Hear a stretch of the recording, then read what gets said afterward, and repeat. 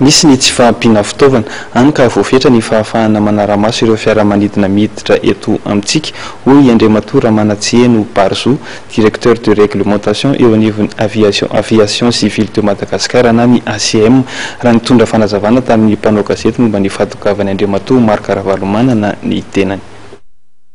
Anisan'ny azomboara akaiky ngamba aloha ohatry hoe tsy fahampiana fitaovana tsika, misy masina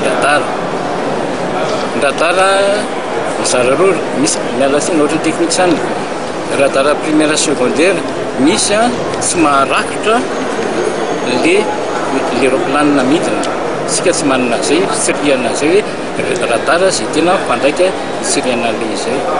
Raha zany efa tavapetraka ny ary raha nametraka ny fitoriana lapan'ny teknika ny ACM dia mbola manaraka azy hatramin'izao. Mbola tsisy azo ambara no vokatra fa dia samy andro sika. Ny lapan'ny teknika ihany tena sahan'ny ACM satria misy pepetra inona ny andraikitra tandrika azy fa zay tsy afaka hivoana manoloana zay.